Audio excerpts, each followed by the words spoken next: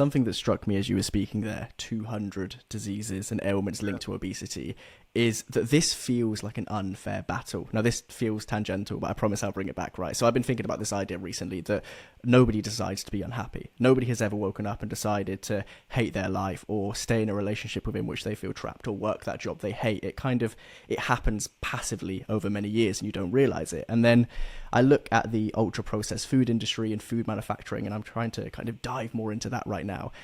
And it feels like the exact same thing, that we don't know what we're up against, right? It feels like we're battling billion-dollar businesses every time we decide what to get in our meal deal. So how on earth did we get here? It's a really smart question, and I think an analogy with depression is bang on the money. I wrote a book about this called Lost Connections, about why so many of us are becoming depressed and anxious. And there are definitely some biological elements of that, but actually the reason, I'm 45, every year that I've been alive, depression and anxiety have increased in Britain. And the reason is overwhelmingly because of factors in the way we're living, right? And in that book, I go through those. We should have a conversation about that another time. But in precisely the same way, or in a very similar way, um, obesity has risen because of environmental factors. So I would just urge everyone listening or watching, pause this podcast for a second and Google something for me. Google photographs of beaches in Britain in the 1970s and just look at them for a minute, right? So I was born in 1979. Okay, I hope you've done that and come back. You will have noticed something really weird if you look at those photos. Pretty much everyone in them looks like what we would call skinny or jacked, right? And you look at it and go, that's weird. Where was everyone else on the beach that day, right? Was it like a skinny person convention on Brighton Beach? And then you look at the figures. In the year I was born, 1979, 6% of British people were obese. It's now 27%. It's really important to understand how weird this is in the arc of human history. You have 300,000 years where human beings exist, and obesity sometimes happened, but was very rare. And then it blows the fuck up in my lifetime, right? I'm not saying it's my fault. I'm not like the Antichrist or something. But so what happened, right? And we know what happened.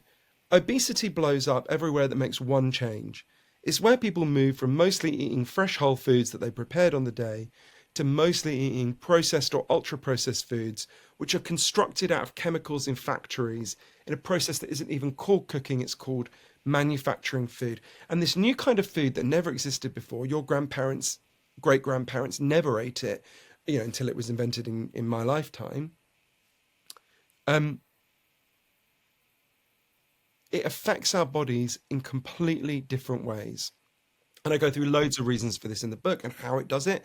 But I'll tell you about an experiment that to me just nails it. It was done by a brilliant scientist called Dr. Paul Kenny, who's the head of neuroscience at Mount Sinai in New York City. And obviously I interviewed him. And he did an experiment that I've nicknamed Cheesecake Park, not the official name. It's very simple. You get a load of rats and you raise them in a cage. And all they've got to eat is the kind of natural whole foods that the rats evolved to eat over thousands of years, the kind of thing your great grandparents ate, right? The rat equivalent of it. And when that's all they've got, the rats would eat when they were hungry and stop when they were full. They seem to have some natural ability to know, I've had enough now, stop. They never became fat. Then Dr. Kenny introduced them to the kind of American diet that we now all eat, right? He fried up some bacon, he bought a load of Snickers bars, he bought a load of cheesecake, and he put it in the cage alongside the healthy food. And the rats went ape shit for the American diet. I don't know if rats can go ape shit, but you know what I mean? The rats went crazy for the American diet. They would literally dive into the cheesecake and eat their way out and emerge just totally slicked with cheesecake. They shunned the healthy food and they ate and ate and ate and ate. The way Dr. Kenny put it to me was within a couple of days, they were different animals. That natural wisdom that told them when to stop eating vanished. And they all became severely obese. Then Dr. Kenny tweaked the experiment again in a way that to me as a former KFC addict feels a bit cruel.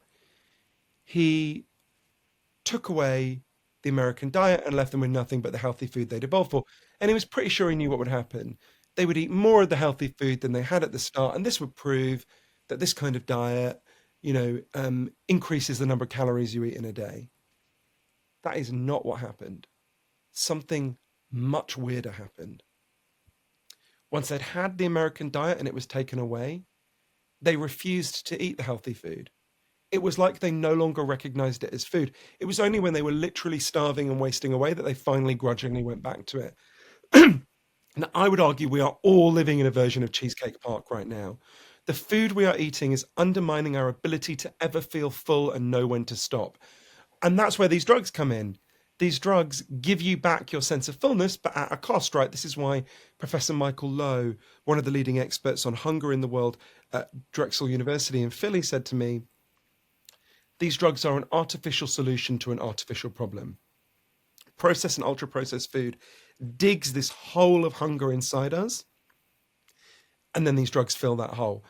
Or a different way of thinking of it is we're in a trap, and these drugs are a trapdoor.